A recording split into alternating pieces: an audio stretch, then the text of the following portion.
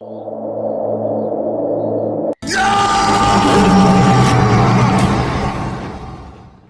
اللہ الرحمن الرحیم۔ اسلام از the purpose of life کے معزز ناظرین، السلام علیکم ورحمۃ اللہ وبرکاتہ۔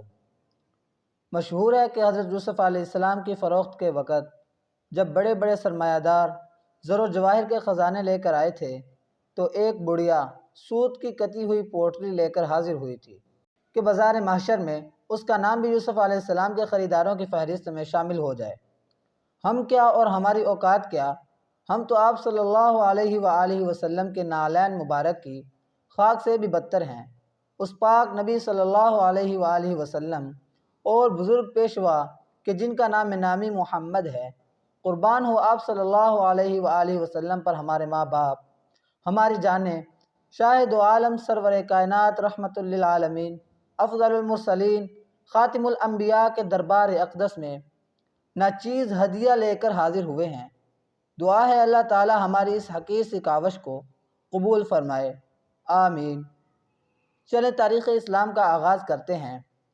حضور سرور کائنات صلی اللہ علیہ وآلہ وسلم ملک عرب کے شہر مکہ معظمہ میں پیدا ہوئے۔ اس ملک میں ریتلے میدان بہت زیادہ ہیں، کہیں کہیں چشمے بھی ہیں، کھجور انجیر وغیرہ بہت زیادہ ہوتی ہے۔ اس طرح بکریاں اور اونٹ بھی بہت زیادہ ہوتے ہیں۔ پہلے زمانے میں ان کی اون سے کپڑے اور کمبل بنایا کرتے تھے اور انہی کی اون یا چمڑے کے خیمے بھی بنا لیتے تھے۔ مکہ تو شہر کا نام ہے اور اس شہر میں ایک جگہ ہے جس کو کعبہ کہتے ہیں۔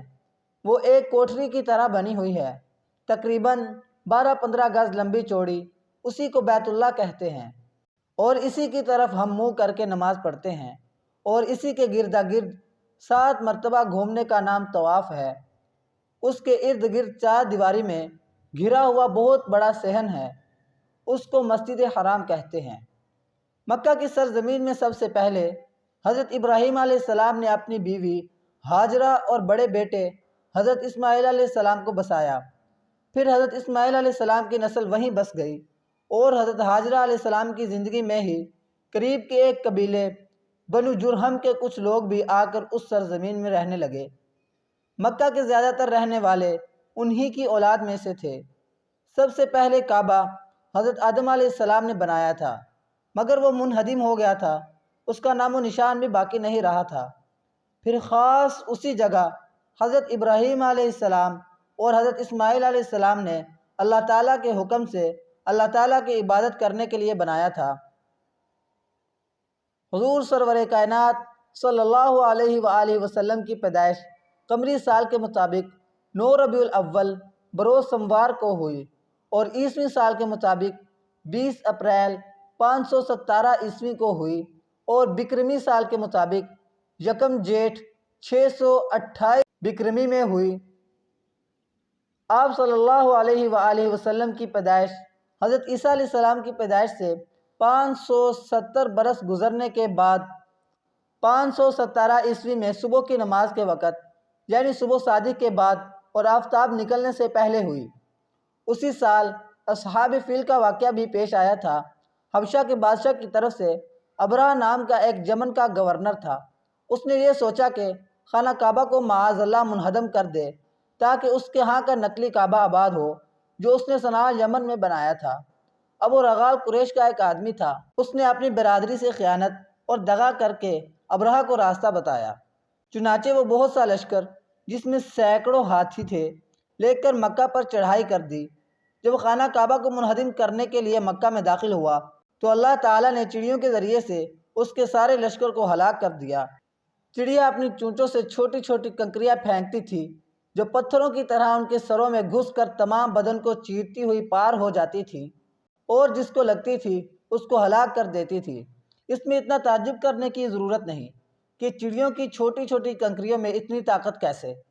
جب ہم انسان کی بنائی ہوئی ایک بندوق کے گھوڑے میں جب ہم چھوٹے سے بے جان لوہے سے اتنا زور کا کام لے سکتے ہیں تو کیا تعجب ہے کہ اللہ ایک جانور کی چونچ سے اتنا کام لے لے۔ اصحاب فیل کا مطلب ہے ہاتھیوں والے، ان سے یہی لوگ مراد ہیں۔ ابو رغال کی قبر پر آج بھی لوگ پتھر پھینکتے ہیں۔ تاکہ یاد رہے کہ قومی غدار کی یہ سزا ہے۔ ابرہہ فوراً ہی نہیں مر گیا، بلکہ اس کا بدن گل کر ایک ایک انگلی گر گئی، اس کو سنا لے گئے اور بری طرح وہی ہلاک ہوا۔ اس کے علاوہ بھی آپ صلی اللہ علیہ وآلہ وسلم کی پیدائش مبارک کی بہت ساری نشانیاں ہیں۔ آپ صلی اللہ علیہ وآلہ وسلم کی والدہ ماجدہ حضرت آمنہ رضی اللہ تعالی عنہ نے ایک نور دیکھا جس سے مغرب اور مشرق روشن ہو گئے۔ فارس کی آگ بجھ گئی جو 1000 برس سے ایک آتش کدہ میں برابر جل رہی تھی، جس کی وہ لوگ پوجا کرتے تھے۔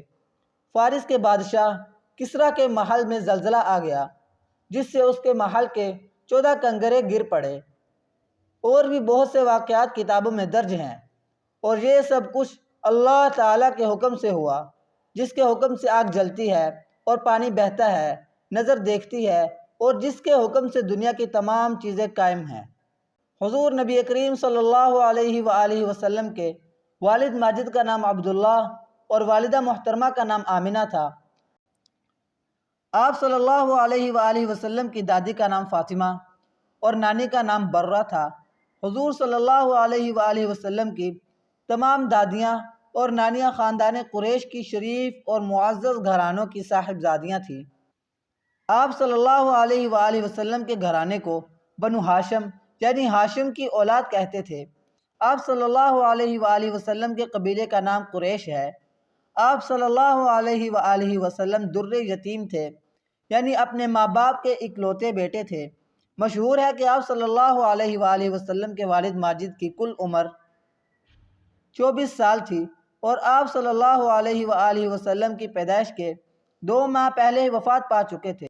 آپ صلی اللہ علیہ وآلہ وسلم کا نام آپ کے دادا عبد المطلب نے رکھا، اور ایسا نام پہلے کبھی کسی کا نہیں رکھا گیا تھا۔ آپ صلی اللہ علیہ وآلہ وسلم کے والد ماجد نے ترکہ میں آپ علیہ السلام کے لیے 5 اونٹ، 1 باندی جن کا نام ایمن تھا، چھوڑا تھا۔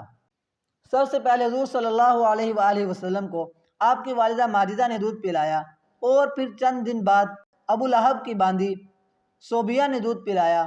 اس کے بعد یہ دولت حلیمہ سعدیہ رضی اللہ تعالی عنہ کے حصے میں آئی۔ حضرت صوبیہ رضی اللہ عنہ اس وقت غلام تھی۔ جب حضرت صوبیہ رضی اللہ عنہ نے اپنے آقا ابو لہب کو حضور صلی اللہ علیہ وآلہ وسلم کے پیدا ہونے کی خبر دی، تو ابو لہب نے بھتیجے کے پیدا ہونے کی خوشی میں حضرت صوبیہ رضی اللہ عنہ کو آزاد کر دیا۔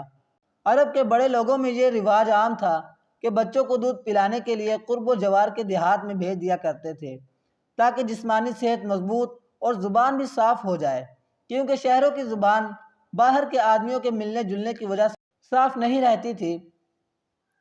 یہ بدوی عورتیں سال میں 2 مرتبہ اسی غرض سے مکہ آیا کرتی تھی کہ جو بچے پیدا ہوں ان کی پرورش کر سکیں۔ اسی وجہ سے اپنے قبیلے کی عورتوں کے ساتھ حلیمہ سعدیہ رضی اللہ تعالی عنہ بھی طائف سے چل کر مکہ آئی تھی۔ چونکہ حلیمہ سعدیہ رضی اللہ عنہ کی اونٹنی بہت کمزور تھی، اس لیے وہ پیچھے رہ گئی، اور ان کے قبیلے کی عورتیں خوشحال گھرانوں کے بچوں کو لے گئیں، اور حضور پر نور صلی اللہ علیہ وآلہ وسلم کی خدمت کی سعادت ان کے ہاتھ لگ گئی۔ کیونکہ حضور صلی اللہ علیہ وآلہ وسلم بھی یتیم تھے، زیادہ انعام و اکرام کی توقع نہ تھی۔ اس یتیم موتی یعنی حضور پر نور صلی اللہ علیہ وآلہ وسلم کے قدموں کی بدولت ان کی اونٹنی جس پر وہ سوار ہو کر آئی تھی، جو بہت کمزور اور دبلی پتلی تھی اور سب سے پیچھے چلتی تھی، واپسی میں اللہ کے حکم سے ایسی چست اور تیز ہو گئی کہ سب سے آگے چلنے لگی۔ اونٹنی جس کا دودھ خشک ہو چکا تھا، خدا کے حکم سے اتنا دودھ دینے لگی کہ سب کو کافی ہوتا تھا۔ جب مکان پر پہنچے تو دیکھتے ہیں کہ قحط کے باعث بکریاں بالکل سوکھ گئی تھیں، دودھ خشک ہو گیا تھا۔ حضور صلی اللہ علیہ وآلہ وسلم کی بدولت ان میں برکت ہو گئی اور پورا دودھ دینے لگی۔ اس عرصہ میں ایک عجیب واقعہ بھی پیش آیا۔ 2 سال بعد جب حضرت حلیمہ سعدیہ رضی اللہ تعالی عنہ آپ صلی اللہ علیہ وآلہ وسلم کو مکہ لے گئی کہ آپ کے والدہ ماجدہ کے سپرد کر دیں، مگر وہاں طاعون پھیلا ہوا تھا۔ حضرت حلیمہ سعدیہ رضی اللہ تعالی عنہ آپ صلی اللہ علیہ وآلہ وسلم کی برکتوں کا لطف اٹھا چکی تھی۔ آب و ہوا کی خرابی کے بہانے سے واپس لے آئیں۔ کچھ زیادہ دن نہیں گزرے تھے کہ ایک عجیب واقعہ دیکھا کہ دو فرشتے انسانی شکل میں حضور صلی اللہ علیہ وآلہ وسلم کے سامنے آئے اور حضور صلی اللہ علیہ وآلہ وسلم کا ننھا سا سینہ اور شکم مبارک چاک کیا، قلب مبارک کو نکالا اور نور سے بھر دیا۔ حضور صلی اللہ علیہ وآلہ وسلم اس وقت اپنے رضائی بھائی کے ساتھ بکریاں چرانے کے لیے جنگل تشریف لے گئے تھے۔ آپ صلی اللہ علیہ وآلہ وسلم کے بھائی نے حضرت حلیمہ سعدیہ کو اس واقعے کی خبر دی اور پھر حضور صلی اللہ علیہ وآلہ وسلم نے تمام قصہ بیان کیا۔ حضرت حلیمہ سعدیہ رضی اللہ تعالیٰ عنہ کو خوف پیدا ہوا اور وہ آپ صلی اللہ علیہ وسلم کو واپس آپ کے گھر پہنچا آئی۔ حضور صلی اللہ علیہ وآلہ وسلم کی عمر کے 6 سال آپ صلی اللہ علیہ وآلہ وسلم کی والدہ ماجدہ کی وفات ایوا گاؤں میں ہوئی، جو کہ مکہ اور مدینہ کے درمیان واقع ہے۔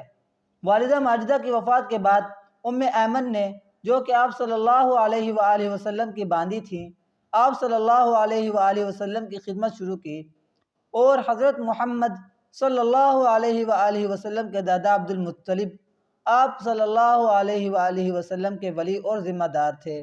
تقریباً 2 سال کے بعد حضرت عبد المطلب کی بھی وفات ہو گئی۔ اس وقت آپ صلی اللہ علیہ وآلہ وسلم کی عمر مبارک 8 سال 2 ماہ 10 دن تھی اور حضرت عبد المطلب کی عمر 140 سال تھی۔ حضرت عبد المطلب کے پاس روپیہ ایسا تو کچھ زیادہ نہیں تھا، لیکن مکہ معظمہ کے بڑے سرداروں میں سے بہت بڑے معزز آدمی تھے۔ حضرت عبد المطلب کے بعد آپ صلی اللہ علیہ وآلہ وسلم کے ذمہ دار آپ صلی اللہ علیہ وآلہ وسلم کے چاچا ابو طالب یعنی حضرت علی کرم اللہ وجہہ کے والد ماجد تھے۔ آج کے لیے بس اتنا ہی، انشاءاللہ ملتے ہیں نیکسٹ ویڈیو میں۔ اگر ویڈیو اچھی لگی ہو تو لائک کر دے، چینل کو سبسکرائب کر دے اور ویڈیو کو شیئر کر دے۔ تب تک کے لیے اللہ حافظ۔